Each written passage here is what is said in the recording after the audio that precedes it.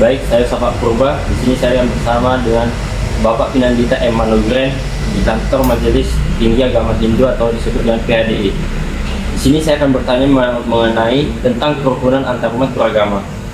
Baik Pak, pertanyaan saya, bagaimana cara Bapak untuk membangun kerukunan dan toleransi antarumat beragama?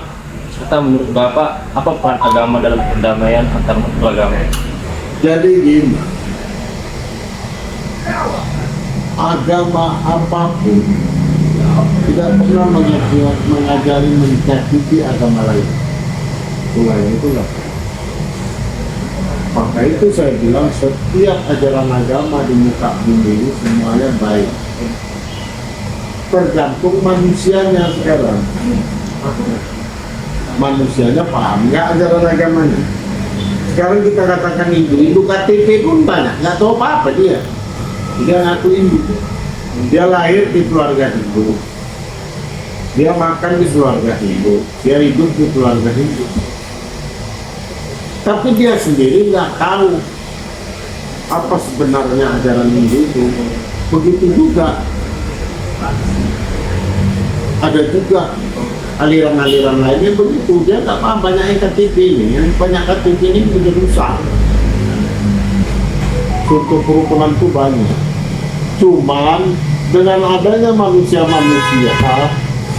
jarang kalau Kristen ke gereja. Kalau Hindu itu ada bilang KTP, kuil pun tak tahu dia, pintu kuil pun tak tahu dia, tapi dia bicara koak-koak tentang Hindu, ya kan? Nah, ini yang nggak boleh. Dan banyak orang mengaku agama A, tapi dia sendiri tak tahu ajaran agamanya. Ya kan?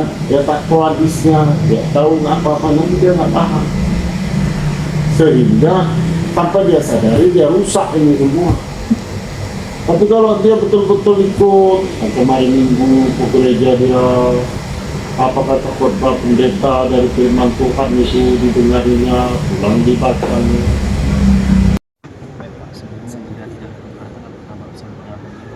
Alhamdulillah sehat. Jadi keberatan Pak, apakah Bapak bisa memperkenalkan diri? Oke, memperkenalkan diri, nama Suaib Daulay, merupakan salah satu masjid agung kita dulu. Ya Pak, jadi maksud saya sini ingin bertanya mengenai tentang antarumat beragama. Tentang Antarumat beragama. umat beragama. Jadi pertanyaan pertama saya, bagaimana cara Bapak untuk membangun kerukunan antarumat beragama? Baik, bagus pertanyaannya. Bagaimana cara membangun kerukunan? Reaksi kita dalam membangun kerukunan agama itu salah satunya adalah kita harus banyak komunikasi. Baik komunikasi dengan orang-orang di sekitar kita, apalagi pemuka-pemuka agama yang lain. Maka akan tercipta suasana yang lebih hangat, yang lebih menarik. Muncul solusi-solusi apa yang harus dikembangkan ke depannya. Dan dengan solusi itu kita bisa komunikasi dengan umat yang lain, insya Allah akan sempit ruangan untuk saling berpecah atau saling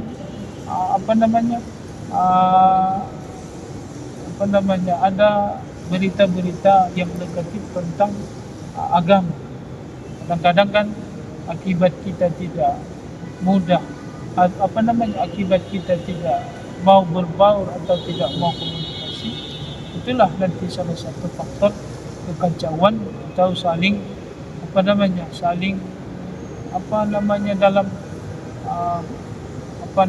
istilahnya dalam anutan dia atau pengakuan agama dia. Itulah yang paling penting. Di Islam itu selalu menghormati dan selalu terbuka dalam hal tentang kerukunan, apalagi tentang sosial dalam bermasyarakat, apalagi dalam. Baik Pak, terima kasih atas jawabannya. Mungkin hanya itu saja pertanyaan saya. Terima kasih Pak. Bapak sebelumnya tentang kesempatan kamu bisa mengenai Saya di sini maksud saya di sini saya mengenai tentang bulan beragama antar umat beragama. Nah, saya di sini bagaimana cara Bapak dalam bangunan dan juga komunikasi umat beragama serta menurut Bapak apa peran agama dalam perdamaian antar umat beragama? coba menurut pertanyaan itu ya. Sama caranya. Caranya tadi sebenarnya nggak jauh beda dengan yang ditanya Rekam tadi. Dan caranya pertama bangunan dengan cara menghargai pemeluk agama masing-masing. Kedua, jadi tidak memaksakan satu kepercayaan dengan orang yang sudah memiliki kepercayaan. Kemudian kalau secara yang kedua, secara global, ya Agama perdamaian antar umat beragama. peran agama sangat besar karena memang agama itu adalah dustur itu adalah undang-undang.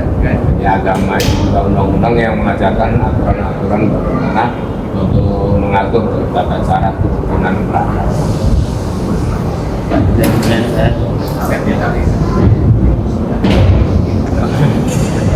Apakah bisa memperkenalkan diri Pak? Boleh, silakan. Oke, perkenalkan nama saya Hairul Azmi Lubis. Asal saya dari Jalan Besar Kembung Gambut Islam.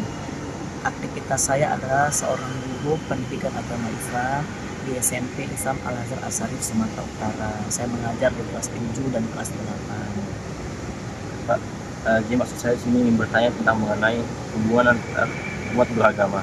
Pertanyaan saya, bagaimana cara Bapak menerapkan kehidupan antar umat beragama dalam pandangan agama Islam? Oke. Yang pertama adalah kita harus bisa menjaga. Nah, menjaga bagaimana?